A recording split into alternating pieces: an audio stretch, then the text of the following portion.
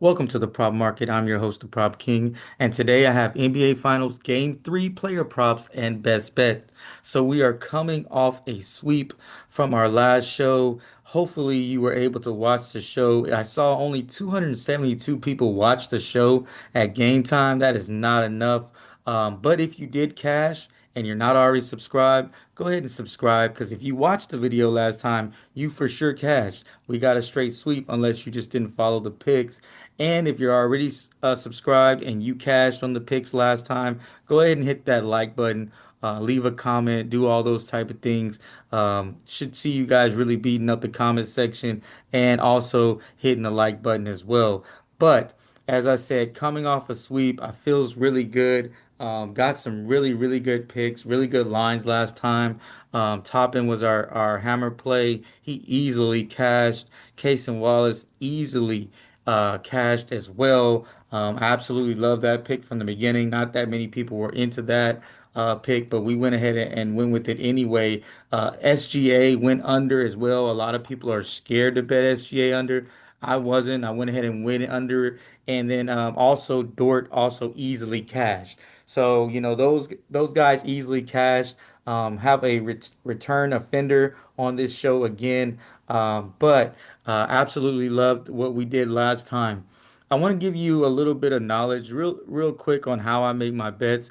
I always say this is an informational channel, so you got to give more than just picks, right? Want to give some information as well. And so, basically, how someone asked in the comment section a couple shows ago, and I didn't get to address it. How do I make my bets as far as my picks? Well, for me, it's all about volume. Okay. When I say volume, I mean make more picks than one. So a lot of times people just make three or four slips of five mans and you're expecting to win money. You're never going to win that way.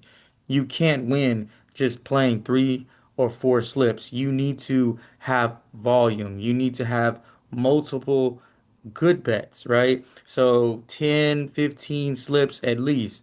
And if you might say, well, I'm not going to bet that much. How much? I don't have that much money. Well, you don't bet that much. You bet less, but bet more, if that makes sense. So if you have $100, okay, that you're going to bet on that on today or tomorrow, you should bet all of those bets $5 each. You shouldn't be betting $25 on four picks because it's easy to you'll go broke real fast doing that. So volume is important. Betting more than just one or two slips. And I see some people saying, "Oh man, you went 4-1. I didn't cash. I mean I cashed, but that puts too much pressure on you going 5-0. The chances of 5-0 every day or 4-0 every day are very slim. So you want to also have some two mans in there. Prize Picks has raised their value for three man, so now those are a little bit more profitable. So, maybe even slide a three man or four man in there as well. But with that being said, I just want to give you some information on how I make my bets and how you should not make your bets. So, a big no-no, in my opinion, is to pit three slips, all five man slips, or one five man slip and bet a bunch of money and expect to be winning that way. It's just not how it works. Let's go ahead and get to our stats. 25 of 16, 61% on our best bet. Got another one for you today. Player stats, 92 of 73, 56%. And hammer play, 31 and 12, 72%. Absolutely killing it. So on our best bet today, um, I gave you guys one. We'll talk about it a little bit, but I have four player props. So let's go ahead and get started. Number one, first player prop. My hammer play is going to be Jalen Williams of the Thunder. I really like Williams, fading him here with his under. He's coming off a 29 PRA. He only played 34 minutes, and I understand because of the blowout, but he shot, a lot of free throws. I expect a regression on his free throw shooting. Also, here's another thing. He's been under six out of his last 10 games, so 60% under he's hitting. Also, shooting 22% from the three-point line. So I expect him to continue to struggle from there, especially as he goes onto the road. He played 36 minutes in it at one point in game one, in a 1 point game in game one. So I expect his minutes to be about 36, 37 minutes in this next game. Shea, as Rick Carlisle, the head coach of the Indiana Pacers, already said he'll get 34 coming off the plane. So basically, they're not going to help off of Shea. Jalen Williams is not going to have a bunch of open threes. No one actually should. Um, so I look for, Shea to actually play really well. They let him get off, but I don't see them letting Jalen Williams get off. Has not played great on the road this season. He always plays worse on the road than he does at home. So I really like to fade him here. Under 32.5 PRA. There's a lot of value in this number, and I really like it. Next guy is Obi Toppin. Yes, we faded Obi Toppin in the last game as our number one pick. Now, the Thunder defensive principles is to stop players from getting to the basket, and Obi Toppin hit five threes in the last in game one, and that's how he kind of got over his number. Struggled in the last game, 1 for 8 in total, 1 for 5 from three. I think he's kind of settling in. Now they did close out just a little bit on Toppin. Once again, the Thunder prefer you to shoot a three, but not closing out at all was just a mistake. I think they realized that he came out, hit his first three of the game, which I think was great for our under, I'm sorry, because it kind of let the Thunder know, hey, we just can't let this dude just stand there and shoot, especially from the corner. So you see a little bit better closing out going on. Obi Toppin is not a guy that's going to really take you off the dribble. So I don't see no reason why they wouldn't close out on him. He's averaging just 22 minutes. I think 22 minutes is his cap, his ceiling for game three. They also paid a little more attention to him. I think they'll continue that. He struggled, so I think maybe his minutes may be a little less this game. I like him under 15.5, even though he's coming home. Give me Obi Toppin under 50.5, 15.5 PRA. Next guy is Alex Caruso. He's coming off a great 2 games, and it's a perfect time to fade him. Some people, for whatever reason, see certain players have good games and think that they're always going to have a good game. That's usually not the case unless you're talking about a superstar. No one's going to continue to always have great games. And I hate when I hear people giving out picks saying, oh, he's played good in his last 3 games, as if he's always going to play good. That's not how it works. It's a good time to fade him, as I talked about. Coach Carlisle said, about Shea, as I already mentioned, they're not going to help off of him. So that means, Caruso won't get so many wide open shots. A lot of defensive breakdowns happen when he was wide open. Um, I expect the role players to struggle as Carlisle wants Shea to get off, but the role players not to get off. Still has not got over 30 minutes in this series despite playing good and has only went over 30 minutes once in these playoffs. So his minutes have been limited. He's 4 for 8 from the three-point line at 50%.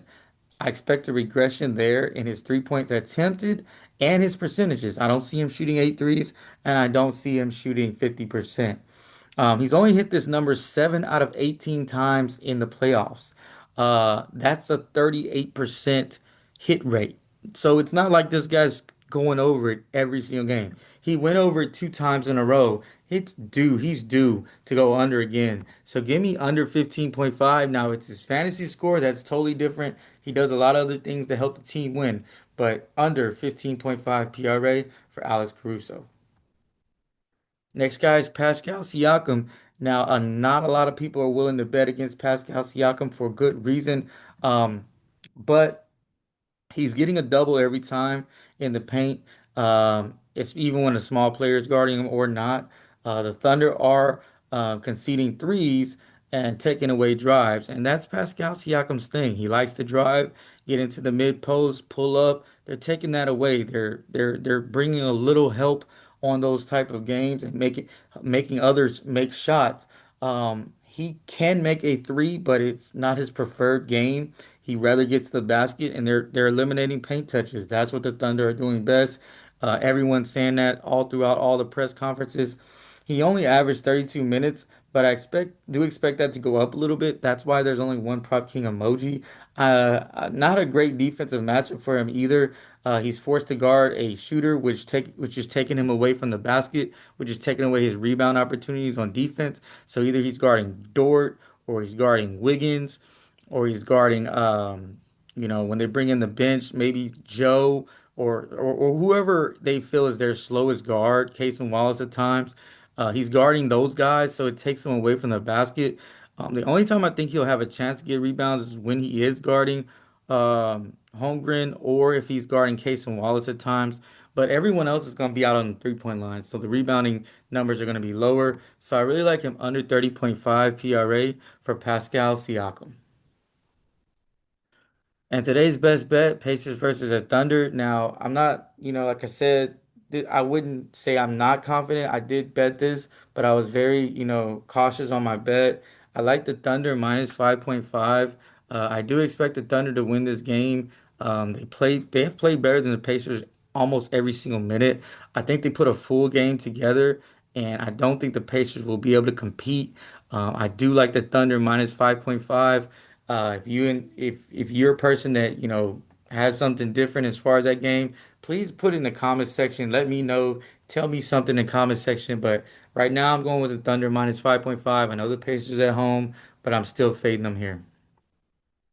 Now, for a recap, I got Williams under 32.5 PRA as my hammer play, Toppin under 15.5, Caruso under 15.5 PRA. So Toppin under PRA, Caruso under PRA, and then Siakam under 30.5 PRA.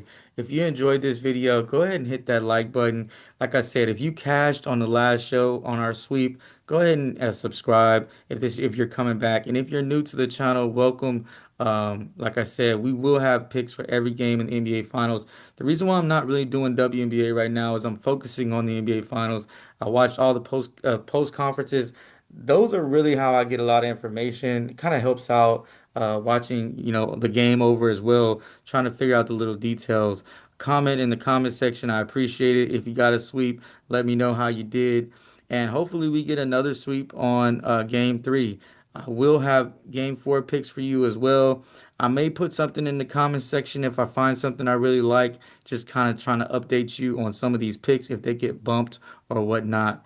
But like I always say, man, keep what you like, leave what you don't, and let's cash.